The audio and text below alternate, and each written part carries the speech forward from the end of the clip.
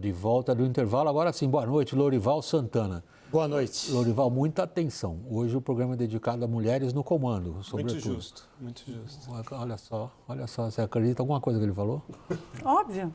Óbvio. Ele é dos nossos. Vamos então ao México. Lá pela primeira vez foi eleita uma mulher como presidente do país. Na reta final da apuração, a governista Cláudia Sheinbaum tem quase 60% dos votos. É uma vantagem enorme em relação ao segundo colocado, mais de 30 pontos. Confira na reportagem. Eleita por ampla maioria dos votos, a primeira mulher presidente do México saiu vitoriosa também no Congresso. Projeções indicam que a aliança governista de esquerda caminha para obter 2/3 da Câmara e mais da metade do Senado. Uma bancada de apoio maior que a do atual presidente López Obrador e que poderia aprovar uma série de mudanças constitucionais em áreas consideradas estratégicas. Entre elas, uma polêmica reforma do Supremo defendida por Sheinbaum, que permitiria a eleição por voto popular de ministros da mais alta corte do país. Opositores afirmam que a mudança poderia colocar os juízes sob pressão de agendas partidárias. O domínio da coalizão que elegeu Sheinbaum aumentam as expectativas também sobre rumos que a presidente eleita deve adotar nas questões mais importantes para os mexicanos. A mais urgente, a violência. Sheinbaum herdou de Obrador a política do abraços e não balaços, uma referência ao não confronto direto contra o crime organizado, o que levou a uma evidente expansão dos cartéis e dos crimes violentos. Foram 29 mil homicídios no ano passado, ao menos 20 candidatos ou pré-candidatos foram assassinados nos últimos 12 meses. Cláudia Sheinbaum também será avaliada pelo seu posicionamento em relação a mudanças iminentes quanto à migração de mexicanos aos Estados Unidos. Nos próximos dias, o governo americano deve anunciar políticas mais restritivas para amenizar a crise na fronteira com o México, uma das maiores preocupações dos eleitores americanos, o que coloca pressão sobre Biden. Os Estados Unidos são o maior parceiro comercial do México, impulsionado depois do novo acordo de livre comércio com os americanos e o Canadá, assinado em 2020. Por outro lado, a futura presidente afirma que tem como foco aumentar os laços com a América Central e a América do Sul. E diante de um país cujo déficit fiscal gira em torno de 5% do PIB, ainda não se sabe em que medida Sheinbaum deve aprofundar as políticas de aumento real do salário mínimo e de uso de programas sociais como o carro-chefe para diminuir a pobreza, que atinge 47 milhões de mexicanos. Lorival Santana, o que a gente virtualmente vê no México hoje é um regime de partido único. Tivemos isso na década dos 30 e 40. Cárdenas, talvez ele rivalize com AMLO hoje em termos de popularidade. Nenhum outro político mexicano, e já lá se vão mais de 80 anos, teve algo parecido com o que a gente viu nesses últimos períodos. Porém, é AMLO, é ele. Ele é o que carrega isso tudo. Cláudia consegue seguir? Pois é, se você olhar para a votação dela, é exatamente a taxa de aprovação dele, 60%. Né? Então, e a carreira dela foi construída dentro do percurso dele também, desde quando ele foi prefeito da cidade do México. Entretanto, ele disse hoje que vai se retirar completamente da vida pública, não vai participar mais de nenhuma função política e nem de nenhum ato público depois do dia 1º de outubro, quando a Sheinbaum assume a presidência. Vamos ver se isso se concretizou ou não, né? De qualquer maneira, ela tem um perfil bastante interessante. Ela tem um percurso, uma história mais à esquerda do que ele, né? Assim, ela vem de uma família de esquerda realmente e tem uma visão mais de esquerda com relação aos serviços públicos, educação, saúde. E, por outro lado, uma visão mais do domínio civil sobre a segurança pública, né? Ele militarizou não só a segurança pública, mas que já vinha militarizado desde o Felipe Calderón. Eu cobri aquela eleição do Felipe Calderón, que, aliás, o Obrador contestou veementemente em 2006, e cobri a eleição do Obrador também em 2018. E ele já vinha essa guerra né, aos cartéis lançada pelo Felipe Calderón, mas ele intensificou demais isso, né, entregando muitas funções para os militares, gestão de 15 estatais para os militares, que hoje cuidam de virtualmente tudo que é estratégico e importante na gestão do México. E isso causa muitas preocupações. Ela, aparentemente, quer reverter um pouco isso, pelo menos no que diz respeito à segurança pública, tornar a Guarda Nacional, colocá-la sob o poder civil. Guarda Nacional que está na linha de frente dessa batalha e que foi capturada pelo Exército e pela Marinha, principalmente. Mas, por outro lado, ampliar os serviços de educação, saúde, ampliar os gastos, bem entendido. Que é o típico de um regime de bem-estar social desse lado do espectro ideológico. Denilde, a gente vê a Cláudia com essa frase dela que eu destaquei no começo desse programa, "No llego sola, llegamos todas juntas". Ela traduz ali uma transformação numa sociedade mexicana que normalmente, filme americano ou não influenciando a gente, é profundamente identificada com machismo. E ela herda uma política de um agrupamento de esquerda relevante, Morena, o partido dela, cujas maiores restrições vêm de fora da confusão nos Estados Unidos, leia-se política de imigração, e da guilhotina fiscal. O que vai acontecer com a Cláudia? Olha, essa é uma boa pergunta, William. Ela tem um desafio muito grande, né? E acho que o Lorival colocou bem. Ela construiu sua carreira política aí na esteira do Obrador, e ela tem esse desafio de se mostrar como uma presidente que vai ter sua própria agenda. Ela é uma nacionalista de esquerda, tem aí um caráter muito forte de nacionalismo mas ela também tem um histórico de ser muito técnica, né? A gente volta para esse perfil de olhar de uma perspectiva mais técnica para a resolução de problemas públicos. E ela vem dessa história, ela é cientista, ela participou de vários painéis na área da questões de mudanças climáticas, então a agenda que ela vai trazer provavelmente muito forte e que se distancia da agenda do Obrador, né, de fazer a transição energética. Agora, o desafio é na área de segurança, é também na área de migração, que aí tem a pressão americana, e também de ser muito dependente dos Estados Unidos. Acho que a gente sempre leva que essa dependência com relação aos Estados Unidos do México coloca aí grandes desafios, porque depende também de como que vai ser a política americana, que agora também vai passar aí pelo todo esse processo eleitoral. Então ela vai ter desafios internos de demonstrar liderança, de ser capaz de trazer uma agenda nova e, ao mesmo tempo, ter que lidar com as pressões externas de um vizinho que pode também passar aí por uma mudança muito drástica em termos de política. Thaís, o perfil técnico dela, que a Denilde mais uma vez acabou de ressaltar, tem a ver com o aspecto puro de ciência. Ela é uma especialista em engenharia e em clima. Agora, os mercados reagiram muito mal à impressionante vitória eleitoral dela, que dá, como o Lorival tinha dado, instrumentos de modificação da Constituição que partido nenhum teve antes, ou bem recentemente, em décadas na história do México. E é justamente isso que os mercados temem, não importa o perfil técnico dela. Não importa o perfil técnico, porque a mudança que ela provocar, dependendo da força política que tiver, pode durar mais tempo e pode fazer perdurar no México um regime que não é o market friendly, né? Que foi o México nesses anos todos. Quer dizer, o Obrador, que promoveu a reestatização, promoveu a estatização, por exemplo, da petroleira mexicana, né? A Pemex. A Pemex, que nem é uma empresa eficiente nem nada, está uma briga danada com as empresas americanas e tudo mais, mas é uma economia muito dependente. Quer dizer, o México hoje ganha do Brasil, inclusive, em várias decisões de investimento estrangeiro, porque é um hub importante da economia americana. Então, essa ligação, essa dependência direta com os Estados Unidos, ela sempre segurou uma percepção de risco sobre o México.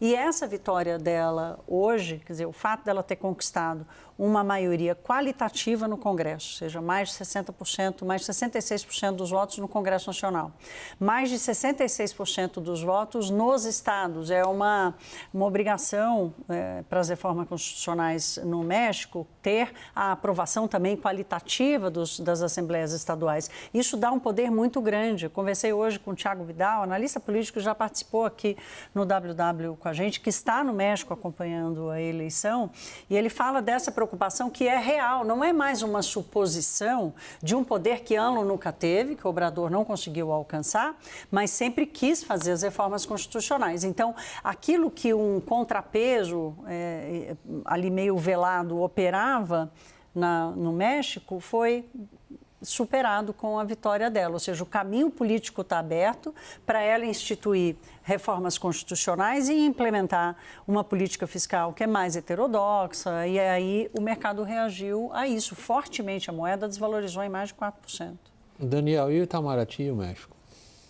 William, você vê que engraçado como a gente percebe aqui quando o governo brasileiro reage a uma vitória dessa em eleições internacionais com frieza, e quando gosta do negócio, gosta do resultado, né? Pode-se dizer que o Palácio do Planalto gostou do resultado, né? Lula tuitou, Janja tuitou, depois à tarde Lula ligou, passou 15 minutos conversando com Cláudia Sheinbaum, o que é muito, porque você imagina que líderes do mundo inteiro estavam tentando falar com ela, e já prometeu uma visita para o México até o final do ano para fortalecer as relações comerciais. Bom, além da afinidade ideológica, da onde vem esse interesse em fortalecer relações com o México? O Brasil está um pouco mais isolado na América do Sul e até no Mercosul, né? 3 dos 4 países aqui no Mercosul são hoje governados por direita, ultradireita, centro-direita, mas não estão alinhados com o Brasil. E o Brasil está procurando novas parcerias, inclusive na região. O que era a Argentina prioritariamente, eu sinto se deslocar um pouco talvez para a Colômbia, e olhando a América Latina como um todo, é natural colocar o México como um candidato, por isso que Lula vai atrás. Para além da política, o interesse é muito comercial. O México já se tornou o 5º maior parceiro comercial do Brasil, mas as relações ainda estão muito centradas numa única cadeia produtiva, que é do setor automotivo, única que tem um acordo de livre comércio, Brasil-México. De resto, o Brasil tem um acordo comercial muito pequeno, muito tímido com o México, que abrange só 800 produtos, estamos falando de um universo de quase 10 mil, e o Brasil sempre que tenta criar condições para essa negociação comercial com o México, falha, porque os interesses são muito coincidentes. Os 2 países com agriculturas fortes e indústrias relativamente fortes não conseguem dialogar para efetivar um acordo.